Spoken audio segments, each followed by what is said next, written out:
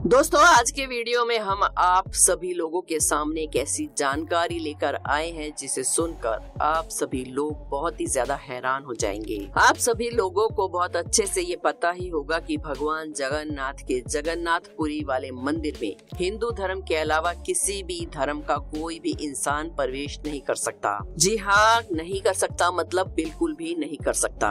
लेकिन क्या आप लोग ये बात जानते हैं कि उन्हीं भगवान जगन्नाथ की जब रथ यात्रा निकलती है तो उस रथ यात्रा को सबसे पहले एक मुस्लिम की मजार के सामने रोका जाता है। जी हाँ दोस्तों, बिल्कुल सही सुना आपने। बहुत सारे लोग शायद ये बात जानते होंगे पर बहुत सारे लोग नहीं जानते होंगे, लेकिन जो लोग जानते भी हैं उन लोगों को भी वो बात नहीं पता होगा जो हम आज की वीडियो में आपको बताने वाले हैं। लेकिन वीडियो शुरू करने से पहले आपसे रिक्वेस्ट है कि अगर अभी तक आपने हमारे चैनल अनोखी दुनिया को सब्सक्राइब नहीं किया है तो जल्दी से कर लीजिए और कमेंट्स में जय जगन्नाथ जरूर लिखें। तो चलिए जानते हैं पूरी डिटेल कि क्यों होता है ऐसा और कब होता है, कैसे होता है, क्यों भगवान जगन्नाथ का रथ सबसे पहले एक मुस्लिम के मजार के सामने रोका जाता है और उसके बाद आगे वो गुंडीचा टेम्पल के लिए बढ़ता है। दरअसल दोस्तों, इस बात की शुरुआत बहुत पहले से हुई जब जहांगीर का जमाना था। जहांगीर का एक सूबेदार था जो जगन्नाथपुरी में रहा करता था। इस सूबेदार को एक ब्राह्मण महिला से प्यार हो गया जो कि विधवा थी।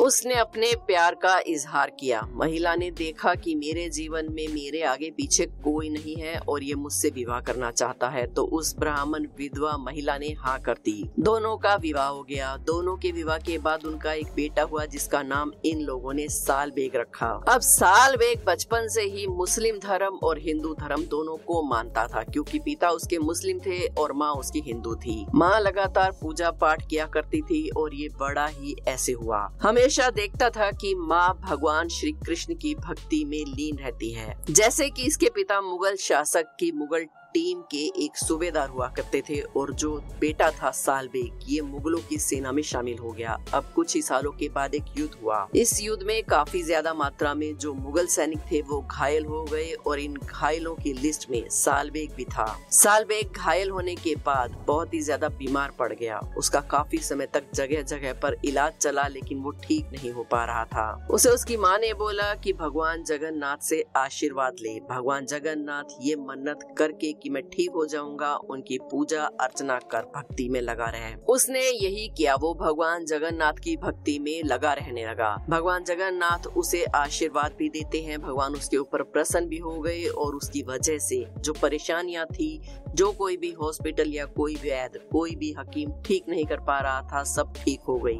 भगवान जगन्नाथ की इस अपार शक्ति को देखकर वो काफी खुश हुआ। उस दिन के बाद वो भगवान जगन्नाथ का मन से भक्त बन गया और हर समय भगवान श्री कृष्ण की भक्ति में लीन रहने लगा। अब उसने मुगल सेना को भी छोड़ दिया और अपना पूरा समय भगवान की भक्ति में लगाता। एक दिन उसने सोचा कि मैं तो हमेशा घर पर ही भगवान की भक्ति करता हूँ, क्यों ना मैं मंदिर जाऊँ। ये सोचकर वो मंदिर गया और उसने मंदिर में जैसे ही प्रवेश करने की कोशिश की उसे रोक दिया गया। जैसा कि आप सब जानते ही हैं कि जगन्नाथ मंदिर में हिंदू धर्म के अलावा किसी और धर्म के लोगों को प्रवेश करना मना है। उसने सोचा कोई बात नहीं, मैं जगन्नाथपुरी छोड़कर वृंदावन चला जाऊंगा। वो वृंदावन चला गया और वहां जाकर भगवान श्री कृष्ण की भक्ति करने लगा। काफी साल बीत गए। फिर वो एक समय आया जब उसकी तबीयत खराब रहने लगी। उसकी उम्र भी काफी हो चुकी थी, वो बूढ़ा हो चुका था। अब उसने सोचा कि मेरा आखिरी टाइम चल रहा है, मैं जगन्नाथ ही चला जाता हूँ अपने घर और अब वहीं पर रहूंगा।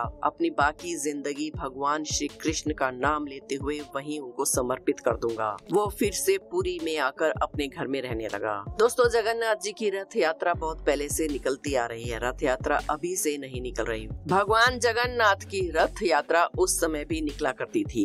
सालबेग अब जो कि जगन्नाथपुरी में आकर रहने लगा था, उसके मन में कई बार भगवान जगन्नाथ के दर्शन की इच्छा होती। तो भगवान के दर्शन इसे साल में एक बार हो ही जाते जब रथ यात्रा निकलती। रथ यात्रा इसके घर के सामने से जाती तो भगवान के दर्शन ये कर लेता और हाथ जोड़ लेता था और अपनी साल भर की भक्ति को मान लेता था कि साल भर की भक्ति मैंने पूरी कर ली है और फिर से भगवान की भक्ति में लीन हो जाता। तो ऐसे उसका जीवन कट रहा था। एक बार की बात है, उसे किसी काम से जगन्नाथपुरी में वापस वृंदावन जाना था। साल सालवेग वृंदावन चला गया और वहाँ किसी काम में अटक गया। इधर पुरी में भगवान जगन्नाथ की रथ यात्रा निकलने का समय आ गया। जैसा कि हम सब जानते ही हैं कि रथ यात्रा हमेशा आषाढ़ मास की शुक्ल पक्ष की द्वितीय तिथि को पड़ती है। इस तिथि में ये वृंदावन में था और जगन्नाथपुरी नहीं पहुंच पाया। उसको ऐसा लगा कि अभी भागा दौड़ी में निकलूंगा तो जगन्नाथपुरी टाइम पर नहीं पहुंच पाऊंगा, लेकिन वो मन में बहुत ज्यादा दुखी हो गया। उसने बोला कि ये कैसे हो सकता है,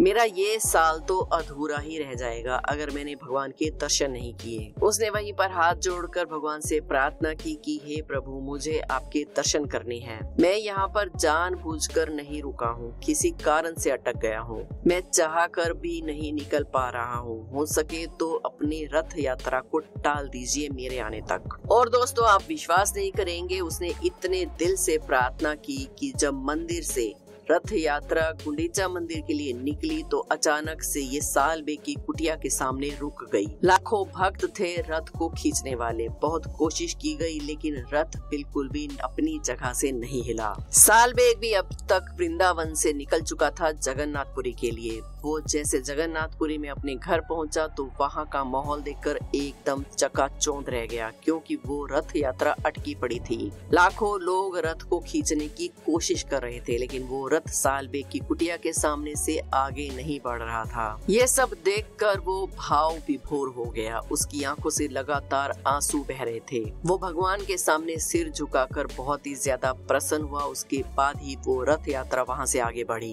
ये बात धीरे धीरे करके पूरे नगर में, पूरी दुनिया में फैल गई। जब ये बात लोगों को पता चली तो लोग बहुत हैरान हुए। समय बीता और सालबेग की मृत्यु हो गई। सालबेग को भगवान जगन्नाथ के सबसे बड़े भक्तों में से एक माना गया और सालबेग की समाधि, सालबेग की कब्र वहीं पर बना दी गई जहां पर उसकी कुटिया थी। बस उस दिन के बाद जब भी रथ यात्रा निकलती है तो सालबेग की कुटिया के सामने, उस मजार के सामने उसे जरूर रोका जाता है और उसके बाद ही यात्रा को आगे बढ़ाया जाता है।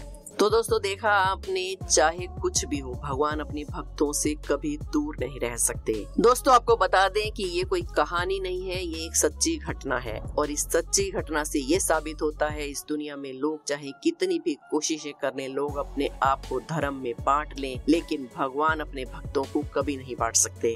भगवान अपने भक्तों को कभी भी अलग नजरों से नहीं देखते। रथ यात्रा, जो कि जगन्नाथपुरी का एक सबसे बड़ा त्योहार माना जाता है, इसी रथ यात्रा में इतनी ज्यादा हैरान करने वाली चीज होती है जिसकी जानकारी बहुत से लोगों को नहीं थी। जगन्नाथपुरी की और भी बहुत सी हैरान कर देने वाली बातें हैं, जैसे कि जिस हांडी में भगवान के लिए भोग पकाया जाता है वो मिट्टी का बर्तन है और एक के ऊपर एक 7 मिट्टी की हांडी रख के भगवान के लिए भोग पकाया जाता है। अब आप सोच रहे होंगे कि इसमें हैरानी की क्या बात है। हैरान होने वाली बात ये है कि जो सबसे ऊपर वाली हांडी होती है उसका भोग यानी कि उसका खाना सबसे पहले पकता है, जबकि विज्ञान के हिसाब से जो हांडी आग के नजदीक होती है उसका खाना पहले पकना चाहिए। उड़ीसा का ये पूरी मंदिर विज्ञान को इस तरह की बहुत सारी चुनौतियां देता है, लेकिन वैज्ञानिक आज तक भी इन सब के बारे में पता नहीं लगा पाए हैं। इस मंदिर के बारे में और क्या क्या रहस्य है और ये मंदिर वैज्ञानिकों को किस तरह से चौंकाता है, इसमें